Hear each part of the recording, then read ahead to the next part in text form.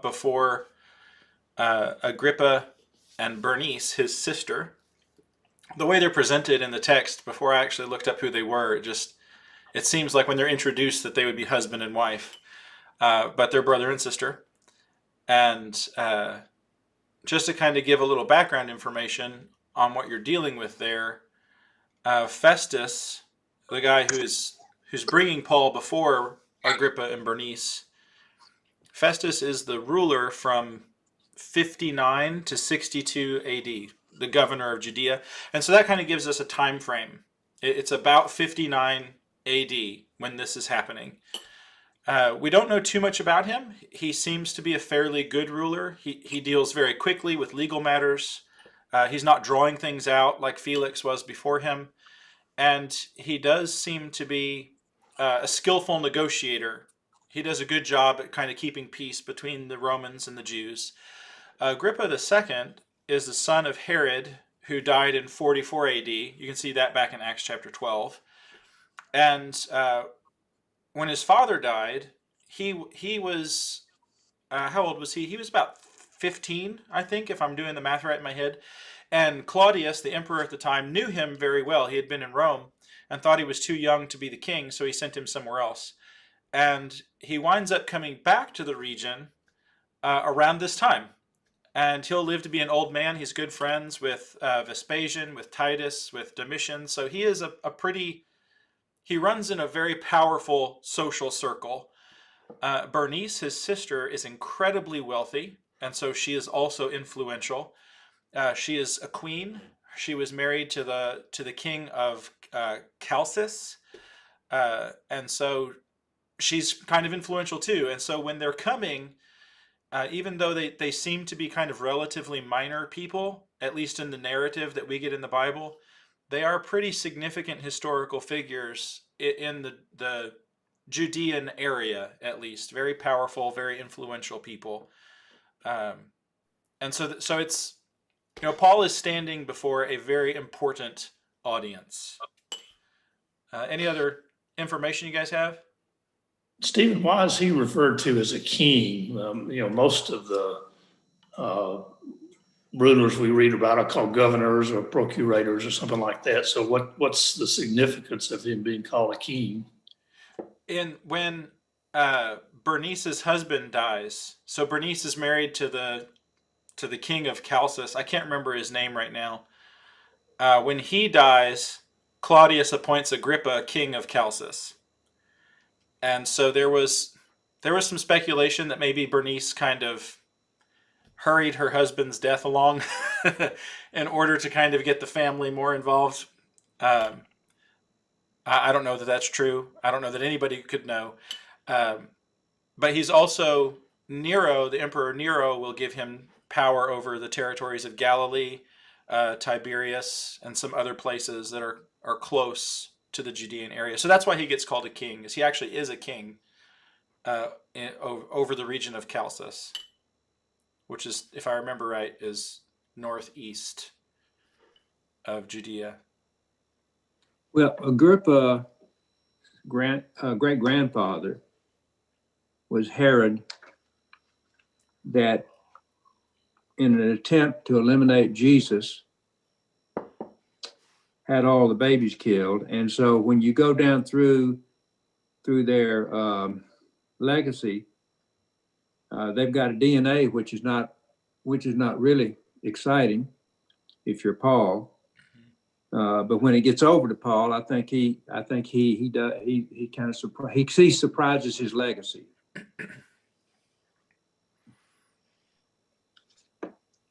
And getting back to Don's question, it just seems like that in some of these cases, these were legacy titles, almost like today we have dukes and duchies and all these kinds of things that are basically meaningless, except there's some sort of title that somebody had. And so I get the sense with the Idumean kings, the Herod line, that was more of a legacy title than anything else.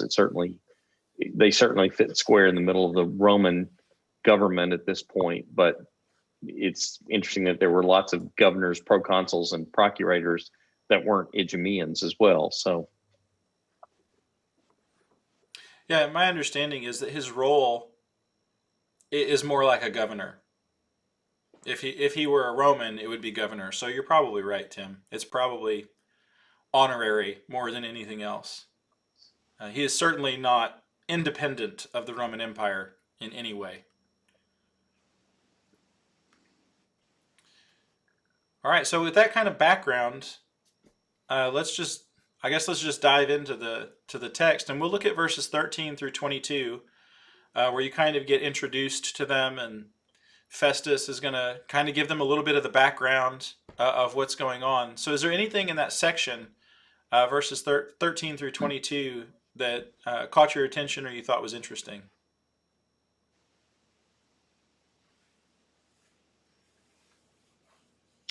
He seems to give a fairly straightforward account of the situation. He doesn't embellish it that I can tell much. He kind of tells it like it is. So he seems to be fairly straightforward.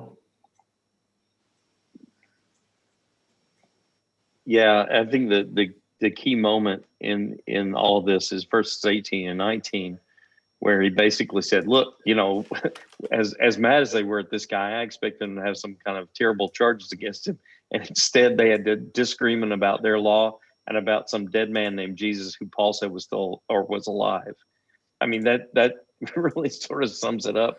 It's going to be at the core of the discussion and probably a big reason why Paul's going to say down in verse 8 of chapter 26, what he says to, what he will say to Agrippa about, should it be a surprise that I'm talking about a resurrection?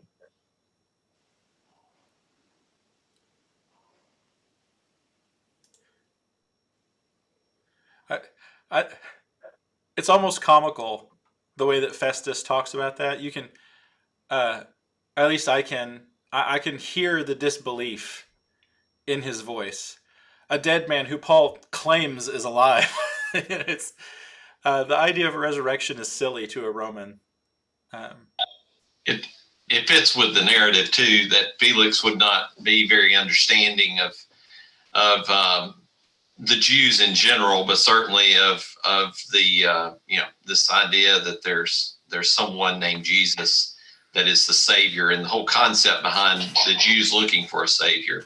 So it fits that narrative, and the fact that Agrippa says, I would like to hear him, kind of points to his understanding probably better with him and his sister of the Jews in general and their knowledge of the Jewish nation or the ways of the Jews, so to speak. What about in verse 18 and into 19, where you were talking about that, Eric, and you guys, some of the questions raised against him were basically about the resurrection or belief in the resurrection. So does that lead you to believe that some of the accusing Jews were of the Sadducees instead of Pharisees? Probably so. Yeah, it could be, or it could be. But some things that Paul's going to say in the 26th chapter is almost like these guys really do agree with me on the idea of resurrection. I think that the argument Paul's going to make is more that specifically it's Jesus that they want to deny, not the idea of resurrection entirely.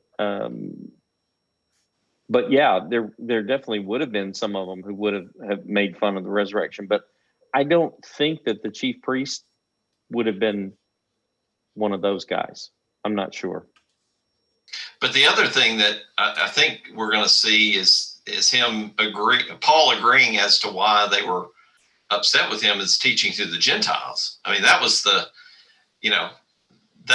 was kind of the gist of this. And again, the fact that Agrippa takes on this case, so to speak, of wanting to hear him, I find that really interesting because it's kind of getting in the weeds, right, with the Jews and their belief system, and so that's kind of interesting from my perspective.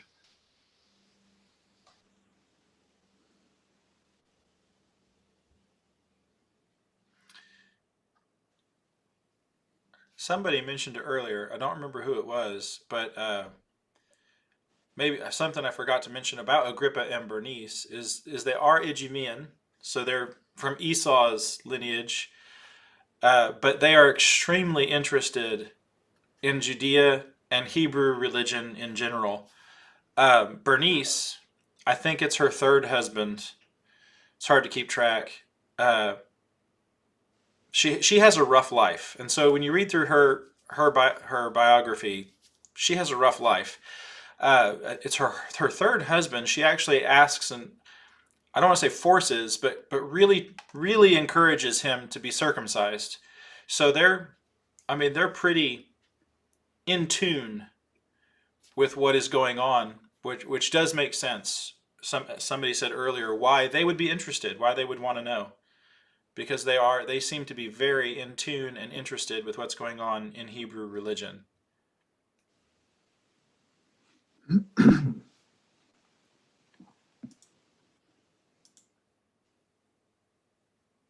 All right, so let's unless there's any other comments, we can go on to the next section.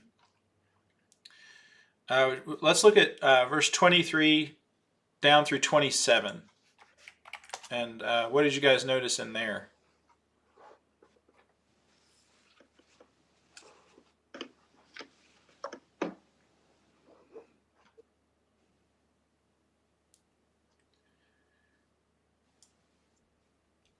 I thought it was interesting how they come into the meeting.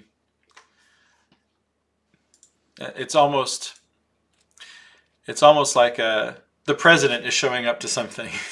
You have the band is out, the military presence is there, all the prominent people from the city have come. Quite an event for the Apostle Paul's. I don't know if it's a trial, but maybe a deposition. One thing in particular that kind of stands out to me, and this really isn't unique to this particular passage because it happens often in the Old Testament too, but it's really repetitive. We're going to see Paul's account for the third time, I think, in Acts of his conversion. And also you've got Festus kind of repeating himself from 25 as far as the context of what Paul's about to get up and talk about and why he's there.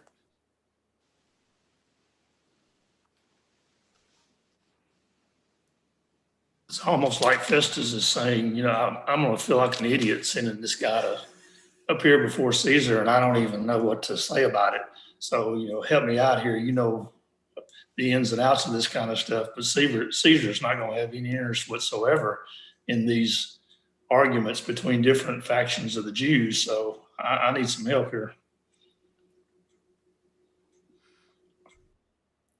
And it is interesting to note that the emperor's court is very busy. Roman citizens are appealing to the emperor all the time. And I think you're exactly right. It would have been embarrassing, and maybe even get him in trouble if he sends people to the court, you know, for seemingly flippant or nonsensical reasons. And I think that comes up later down where Festus kind of cries out, you know, your great learning is driving you mad. It's almost like he's afraid he's going to have to send a madman to go stand before Caesar, and he doesn't want to do that either. And so, yeah, I agree. Stephen, just a question related to Romans being able to come before such high positioned individuals and petition their case or have a deposition, as you talked about earlier. Talk a little bit about how common that was and what, you know, was that seen in other cultures or other governments that were before or after, you know, Rome, and was that something that was common? I don't know about other cultures, like in the Babylonian cultures and things. I'm not very familiar with their judicial system.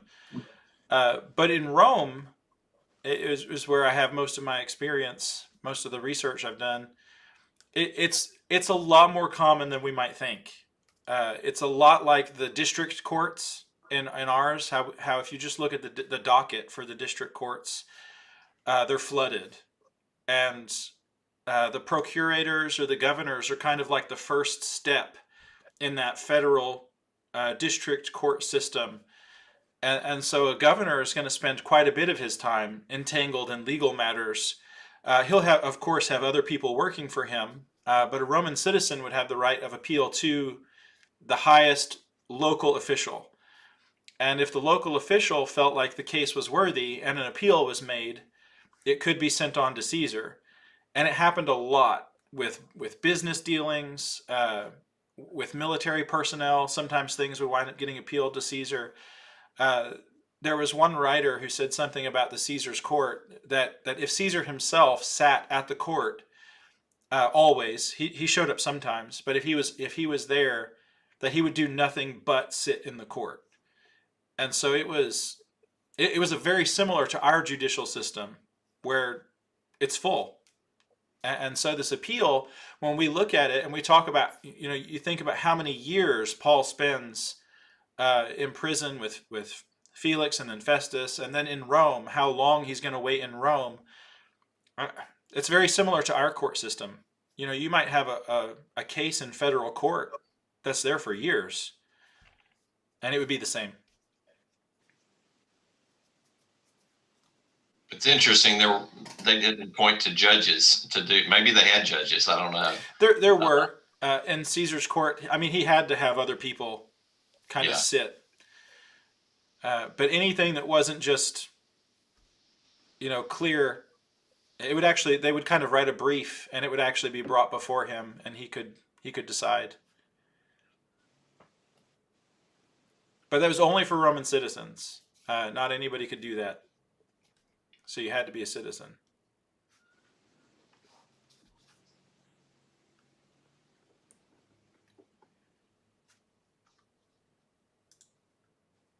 Any other thoughts there? It seems pretty straightforward. So let's go ahead and go to 26, where we're going to get Paul. He's given permission to speak, and then he's going to make his defense. And Tim Matheny had some interesting notes where he had compared the two accounts that Paul gives. And so, Tim, if you want to talk about that for a minute. Sure. So the genesis of this, a few weeks ago, we did Acts 22 and just sort of asked the question, well, how is it that this story gets recounted after being told to us historically? How does it get recounted twice after that? That's really unusual. And so, we said, well, we'll have to come back to it when we get to chapter 26. And so as just looking at the text, I'm convinced that the real key to that is the difference in the way the story is told between chapter 22 and chapter 26. And it really kind of just reveals that there's a significant difference between the audience and the purpose of Paul's discussion here. And if you remember in chapter 22, he's talking to the Jews, making a defense to the Jews themselves. And here it's a lot different, because now he's talking to the Romans or to Festus and Agrippa, and it's a different kind of setup. But a couple of things that I notice from that in chapter 26, unlike chapter 22, there's no establishment really of Paul's credentials, except his credentials as somebody who was persecuting Christians, but nothing that would say, oh, I was this kind of a Jew, because it's not really necessary in front of these external rulers. In 26, the thing that's front and center here is the mission to the Gentiles. And really, I think that this is Paul basically legally establishing the real reason the Jews wanted him dead, was that they didn't want him talking to Gentiles. In chapter 22, of course, he doesn't even introduce that until the very end of his speech. And that is the end of the speech, because the Jews start a riot. And one of the things that strikes me most, though, is in 26, it's the vision on the road to Damascus rather than Ananias' directions afterwards that is stressed. Whereas in 22, it's really Ananias' directions afterwards that are stressed heavily. Here, it's not even mentioned. He talks about being obedient to the heavenly vision. And I think that has to do with what he says in verse 8 about the resurrection being, it shouldn't be incredible if God could raise the dead.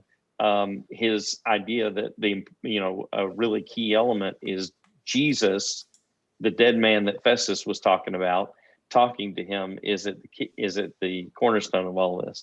And then finally, I guess the other thing is that if you look at the connection, what he says to Agrippa about the prophets at the end in chapter 26 and verse, I lost the verse. I'm sorry. Let's see. I'm sorry, I lost it. Verse 23. Sorry. In 26:23, he really makes a strong appeal to Isaiah 53 and Daniel 9 and Zechariah 12 in terms of the Christ was to suffer, and then especially this idea of proclaiming light to the Jewish people and the Gentiles really is straight out of Isaiah 49, and that's going to have a big impact on what he says to Agrippa about the prophets later in particular. And I don't know for sure whether that means that Agrippa's and Bernice's, for that matter, interest was centered around or they had special knowledge of the Old Testament prophets or not. But that was interesting to me too. So I think if you look at it, you've really got a very different audience, and that really plays out in all of this. One thing, Tim, it's mentioned here is that Jesus spoke to him in Hebrew. That was the first time that was mentioned in the previous two.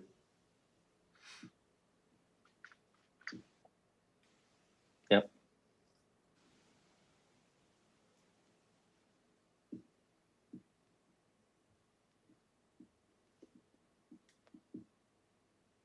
All right, so let's, with that as an introduction, let's kind of break it down, and we'll look at the first 11 verses where Paul is going to kind of recount his life before his conversion. And I like the way that you framed that. If we think of this as almost like a deposition, so he can go have his case before Caesar, it makes sense that he would talk like he does, based on the audience that he's got in front of him. So what did you guys notice in those first 11 verses?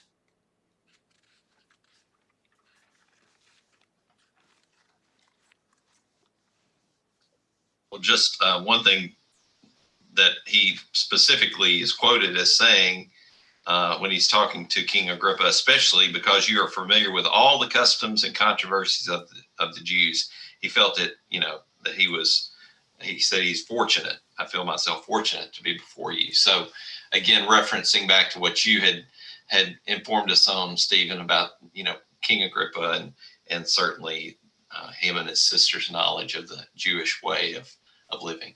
So It's kind of like in the previous time he has to give an account of his conversion. He also, in a similar way, says here in verse 5, like, I grew up learning and being a part of the most strictest party of our religion. He's talking about the Jewish religion, our shared religion. You know me, I grew up as a part of the strictest version of that. And now I'm here proclaiming that Jesus actually was the Son of God. I'm proclaiming this now. I'm not some crazy person. I actually was among the strictest part of our Jewish religion. And then as a Pharisee. And the other thing I would just point out, just to piggyback on what Craig is saying there at the end, he also asked a very strategic question to Agrippa, given your knowledge of everything, basically, why is it thought incredible by any of you that God raises the dead?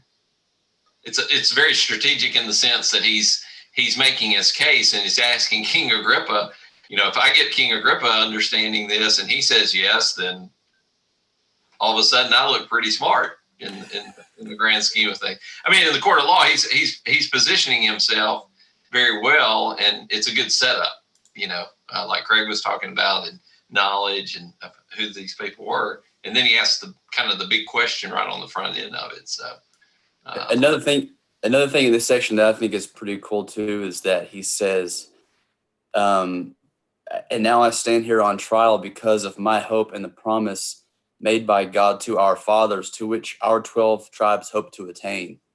Just referencing the 12 all the way back to the beginning, the 12 tribes, there's a hope that we've been waiting for. And and that just happened. That was Jesus. And so we kind of, or at least I kind of overlooked the fact that if they say Jesus wasn't it, then they have to be looking out for someone else. And from what I read in the Bible, they're not actually looking out for anyone else. They're accusing and persecuting those that believe that Jesus was it. And it kind of goes back to that whole thing where it's almost easier to deny it and hold on to your pride and your position than to try and understand that I missed out on that promise when it was here. Yeah, there's almost a little inside baseball there, Craig, on the fact that he talks about our 12 tribes, because it's like not everybody would have gotten that reference at all, because at this point, the 12 tribes are pretty. It's pretty difficult to tell anybody's from any tribe, particularly if they're not either a Levite or from Judah or Benjamin. It's awfully difficult to just pull out and say, oh, this guy's from Dan or Naphtali or something like that. So it's kind of one of those things. He's almost speaking to Agrippa and Bernice's knowledge of the Old Testament, just to even say our 12 tribes. I thought that was kind of interesting that he does that here. One thing that I wanted to point out, because Deborah said something really good about it, is at the very beginning, it's not a small thing that he says to Paul, you are permitted to speak for yourself. This probably goes back to this idea of his being a Roman citizen, his ability to articulate that what he wants. The fact that he's able to speak for himself and not have a Roman represent him is probably more important than we recognize. Deborah said that not many people from this area are actually Roman citizens. Even in Rome, that was fewer than 60% of the population. In the area where Paul was, it's estimated something like 3% in the first century. So this is a very small community within a larger one of people who are like Paul that could make this defense, and were actually allowed to do so as a Roman citizen. Jim also points out that in that same verse 1, he stretched out his hand. He's preaching with dignity, not from a stance of just submission or whatever. He actually speaks as a speaker in front of the magistrate here. So a couple of really good comments.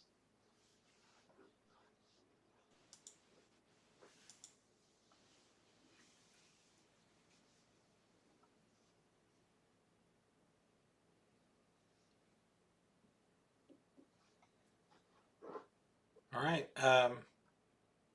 Any other thoughts in there? Well, let's get to verse 9, where we start looking at the persecution, 9 through 11. Why do you guys think that Paul would mention this? That he was a persecutor of Jesus? What's the point of that? And give you guys some time to think. Where it says Jesus of Nazareth, it's actually literally in the text. It's Jesus the Nazarene is what it says. And it's interesting the way that the disciples in the first century own that appellation. If somebody called you a Nazarene, it was like they called you a backwater bumpkin.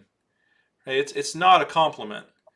The land where Nazareth is, the Galilee, is given as a gift to a king in the Old Testament, and the king's response is, "Why did you give this to me? It's worthless."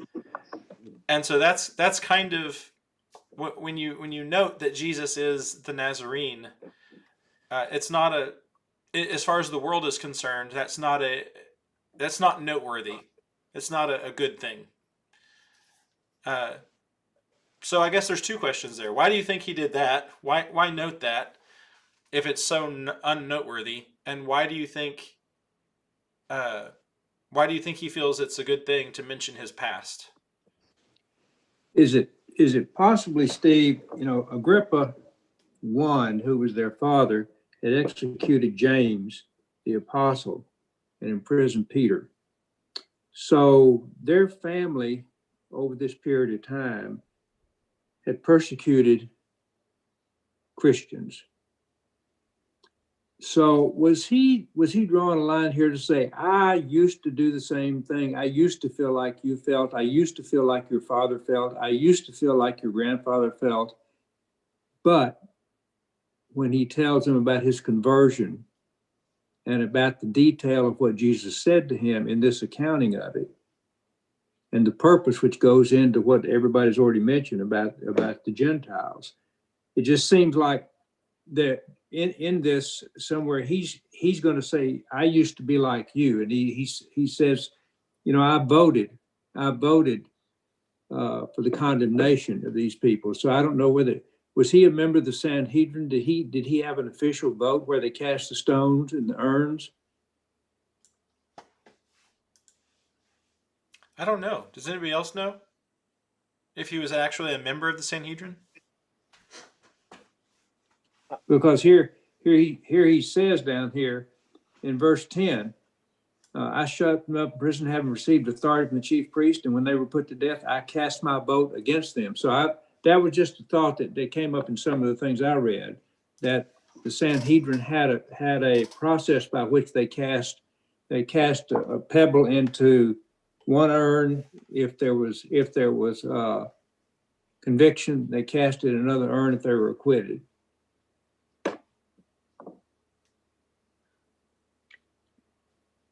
Yeah, it's up. I've always thought that was the case, that he would have been relatively speaking, a young member of the Sanhedrin.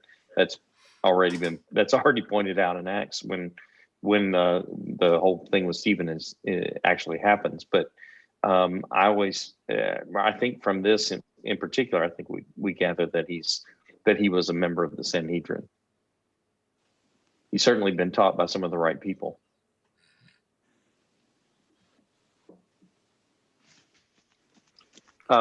I just wanted to make a point about the question of Jesus of Nazareth. Jim made a point about the historical accuracy maybe being part of it. He said it had been about 25 years since Paul persecuted Christians. Some present might have recalled this and would validate the charge would validate the change rather from meeting Christ on the road to Damascus. I also wondered a little bit, guys, if part of this isn't too that when he says Jesus of Nazareth, I think Joshua, Hosea, Jesus may have been a fairly common name, and certainly there were other Jesus or guys named Jesus that are involved even in the book of Acts. And I just wonder if maybe there's a certain level where he just feels like there needs to be an identifier in front of Agrippa in particular. I don't know. Could be even a little deeper on the inside baseball too. I mean, a couple of things that come to mind too are one, he's not trying to build up Jesus, the Messiah, in some materialistic, physical way. He's doing as Jesus lived. He's a lowly person from nowhere. But also in doing so, maybe saying of Nazareth, those in the audience that knew their prophets, that might remind them of, or they might be able to say, oh, here's why they're identifying this individual. It wasn't some warrior, some king. It was someone from some place where unexpected or something like that. And maybe a little bit of to help identify him with more detail, but also to say this is someone. Maybe they could tie the what the prophecies were trying to say and how they identified him, since they missed it the first time.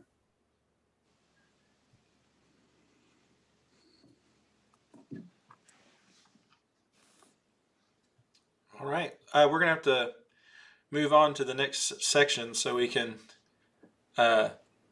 hopefully get through the end of 26. So Paul, in verse 12 through 8, this is where we actually get to the account of his conversion. So that's kind of his pre-Damascus life. What did you guys notice that you think is significant in verses 12 through 18? And while you're kind of collecting your thoughts, it would not have been weird for a Roman to hear that somebody had a vision. Today, the Enlightenment, that intellectual movement, really changed the way that we think about stuff like that culturally. Today, if somebody were to come up to you and say, I had a vision, you would think they're either speaking metaphorically or that maybe they got hit on the head a little hard or something. But here, for somebody to come and tell a Roman that I had a vision and it was one of the gods talking to me, Paul doesn't say that. Paul's the God. Jesus appears to me. But Roman religion is based upon visions and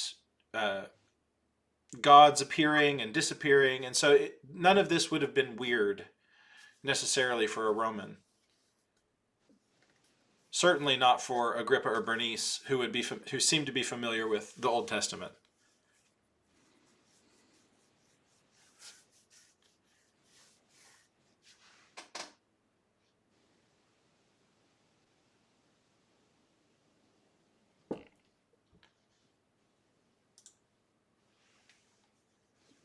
Well, it seems that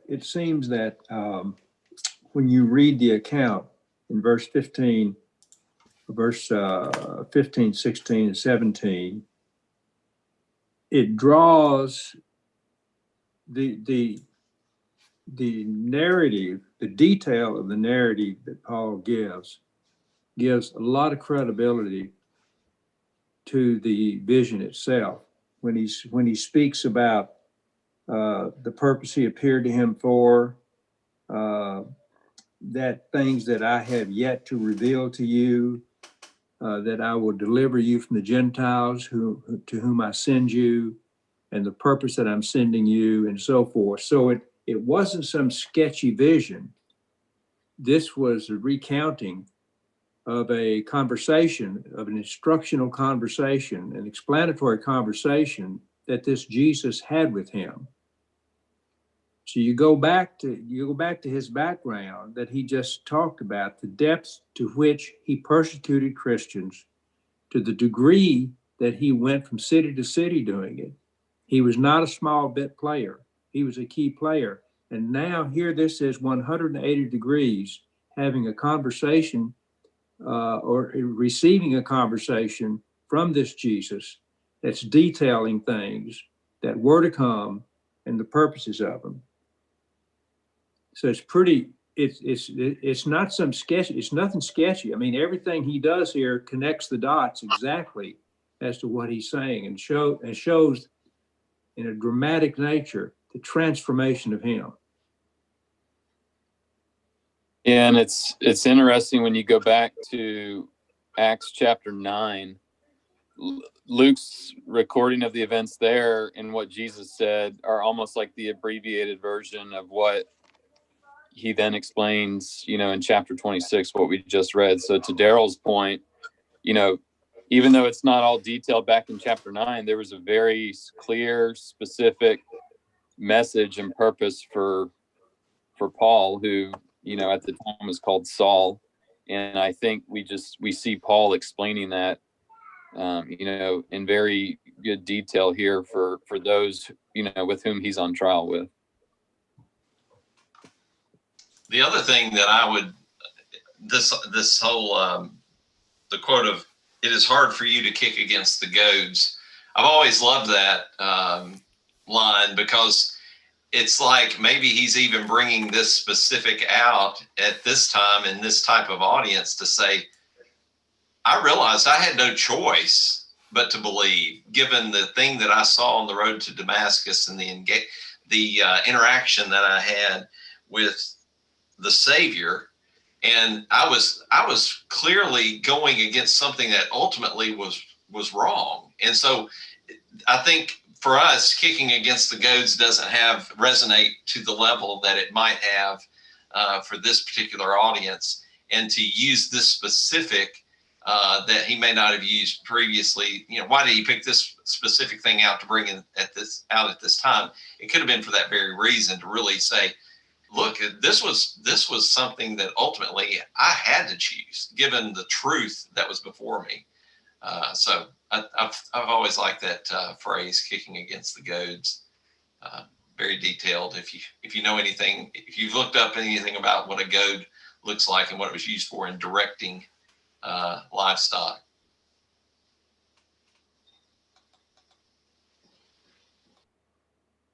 I just come back in this to that last verse 18. And I just got to believe that Festus doesn't just say Paul's learning is driving him mad because what he says about resurrection. If you looked at verse 18 and you're Festus, or you hear what Paul's saying here in verse 18, and you're Festus, you've got, I mean, he's stringing together words, and all you know as Festus is he's stringing together words, because the whole idea of turning from darkness to light, from the dominion of Satan to God, receiving forgiveness of sins and inheritance among those who've been sanctified by faith, this would have no meaning to most people who had heard nothing about what God had done for his people in the past. It's really interesting to think about this from Festus's point of view. I think it really kind of colors what we see later on if we think about it. That one verse is just nothing like somebody with a purely secular background would ever think about, and quite frankly, even today, it still hammers at people who don't have any kind of a biblical background. And Tim, still today, when you bring things like this to somebody with no biblical background, before you have created any kind of common basis with them, usually they resort to sarcastic, demeaning criticism. And so this is what you see here. He wasn't interested in getting down in it and understanding it. He wanted to dismiss him, and he wanted to dismiss him sarcastically in front of Agrippa.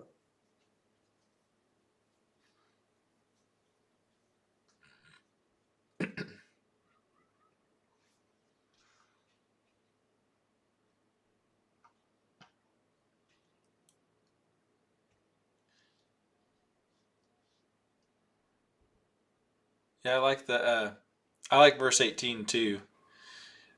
And that summarizes what Paul will say about his ministry in other places, that he is sent among the nations to bring about the obedience of faith. Well, that's pretty much what he just said. It's just a lot more descriptive. And I like the point you made, Tim, and Daryl, that if we drop biblical jargon into conversations with people who don't have the background and the depth of understanding for why that's important, you're not communicating, and that seems to ultimately be Festus's concern later. Is, Paul, you're saying a lot of words, but your words don't mean anything. I think that's a good segue into the next part, where it's almost like, I think maybe Tim mentioned this earlier, Paul seems to be focused on Agrippa and Bernice, in particular Agrippa. And all of that stuff Agrippa would have been familiar with. And so in 19, he just kind of picks him out. Therefore, O King Agrippa. And then he'll begin, let's just cover 19 down through verse 23, where Paul is going to talk about the prophets. He kind of repeats, he's going to the Gentiles so that they should turn to the Lord. And this is the reason why the Jews seized me. And so what do you guys think about this discussion where Paul is saying, look, I'm only saying that what the prophets promised happened. And why do you think that would have maybe resonated with somebody like Agrippa?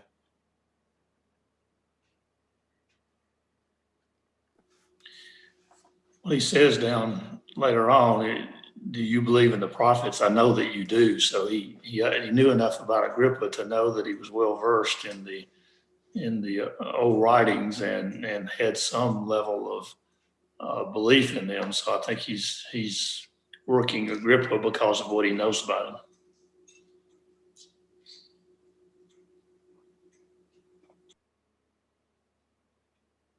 If you're only pointing out what the prophets have said and know the audience is going to believe in that, and you tie this back into what he said in verse 8 of why is it thought incredible by any of you that God raises the dead?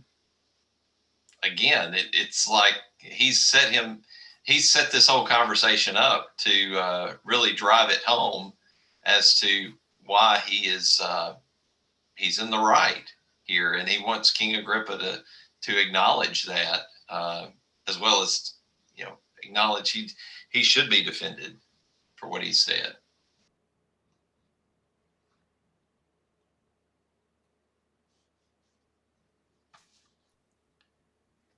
Yeah, I think verse 23 is just so important here that he makes reference to very specific. I mean, Isaiah 53 and Daniel 9 and Zechariah 12, references all to the idea of not only the suffering of Christ, but to his death and to the sorrow over his death and what they had done, and then to come back in in the latter part there and say, "Be the first to proclaim light." That's straight out of Isaiah 49. I mean, this is a sort of a greatest hits of the prophets, as it were, that he's just going to take those pieces and put them together, and then he's going to say, when Festus accuses him of being mad, he's going to say, "Do you believe the prophets?" Well, he says, I laid this out to you from the prophets. You know what I'm talking about.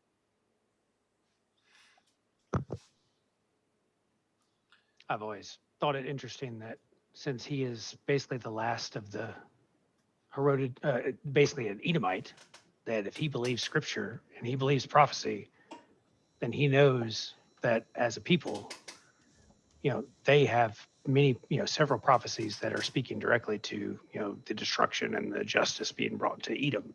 So, and he's the last one. Well, he's the last king of that lineage. So I've always wondered what parts of prophecy he believed. Because, I mean, obviously, or maybe all of them, but he would know that there was the proverbial sword of Damocles hanging over Edom itself. So.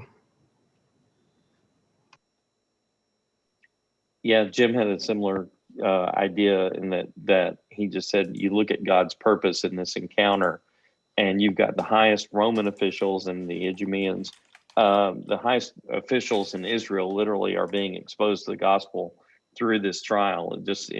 Paul understands what's happening here, and he's going to make the most out of it with everybody.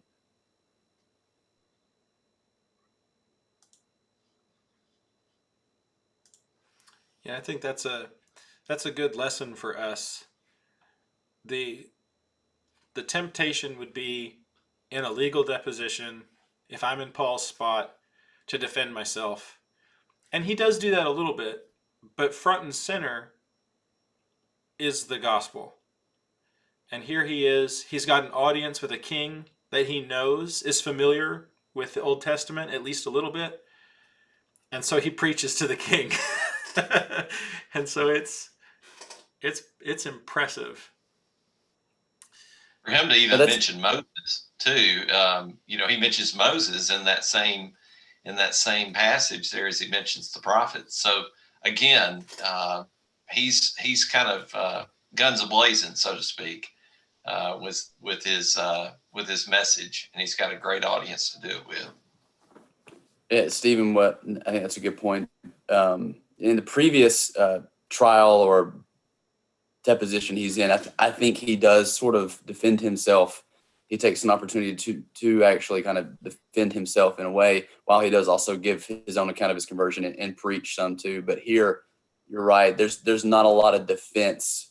It's more of, here's my opportunity. I'm going to seize it, because this guy is a guy in power who has faith in God and has a belief in it. And if I can get him, that's more important. Now, obviously, if he does convert him, Paul may be completely set free, but I don't think that's the driving force here. His motivation is purely, I need to convert this guy.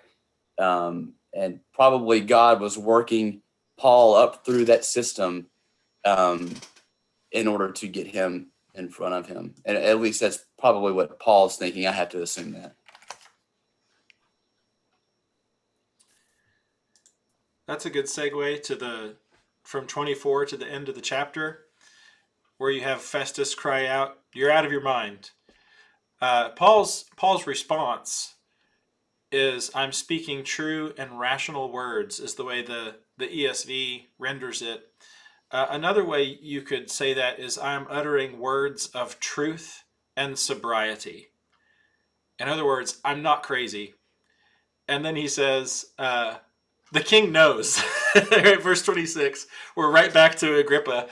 It's almost like he kind of pats Festus on the head and says, "Let the big boys talk."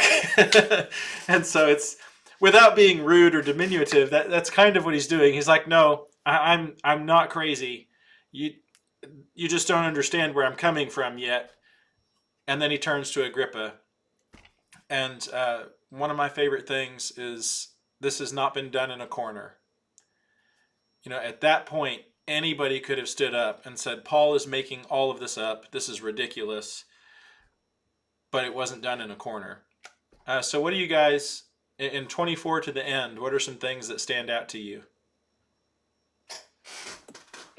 Just from a writing perspective, and not that Luke was just writing this from his own head, I think this is what it was saying, but when Paul says, "Whether short or long, I would to God that not only you, but also all who hear me this day might become such as I am, except for these chains," that's straight out of a movie. It's just really awesome. I think the way he says it's, "I want you exactly like me." It's like, of course, they know he doesn't mean a prisoner, but he just adds that on at the end. "I want you to be like me, believe in Jesus, be saved, be bound for heaven through your faith and through what Jesus did for you while he was here on this earth. I wish everyone was just like me after they hear me today, except for what I have around my wrist that keep me bound here."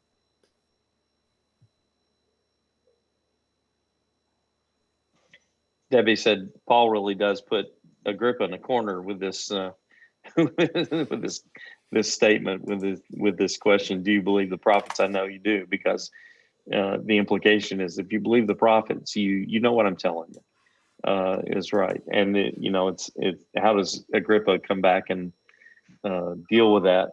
How does he say what he believes that he, or how does he say that he believed what the prophet said? How does he get out of it? What's he going to do? Please the Jews? Or how are the Romans going to react if he says that? I mean, Agrippa's really in a spot, if he's going to be honest with himself, he's really in a spot as to what to, and I'm sure what he said publicly is not like what he says privately to Festus afterwards.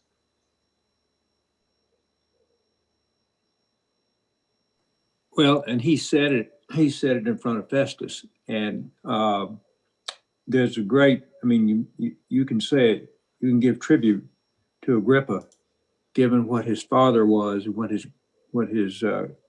grandfather was, that he was willing to declare that the guy was innocent. And Paul knew he was going to Rome because he'd been told over in 23rd chapter that he was going to Rome. So he knew he was going to Rome. But Agrippa said he was innocent. But the interesting thing to me would have been if there had been about 4 more verses and says, "Okay, Festus, now what are you going to write? As you send him forward, what's your message now? Do you understand any better? Have you got a better understanding, or do you want me to write it for you?"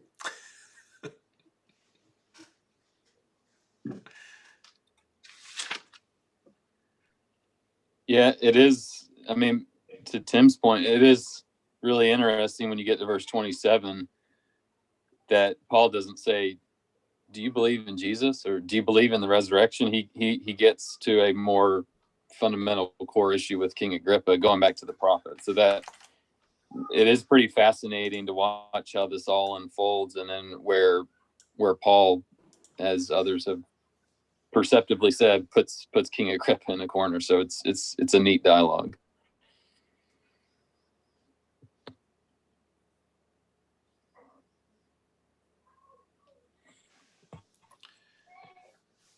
Yeah, it's interesting again, as we see throughout the biblical narrative, that you've got God using politics to accomplish his purpose. And so here we still have the Romans keeping Paul safe from the Hebrews. And, I've often thought before too that, maybe if Paul hadn't appealed, he would have been set free. But it's very likely that he wouldn't have lived long. And so God using the Romans to deliver Paul from the Hebrews, bring him to Rome. And then it gets a little fuzzy after what happens in Rome as far as history is concerned. But what God has purposed, God is providing, and we'll see that in the rest of the narrative that we have in Acts. Are there any other closing comments that you guys have? Any other thoughts?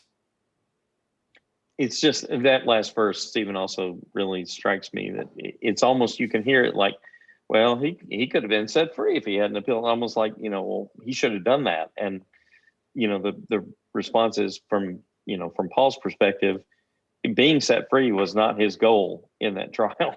Being set free was, the only thing that was his goal was to not be stopped from doing what the Holy Spirit wanted him to keep doing. I think that's a great message for us.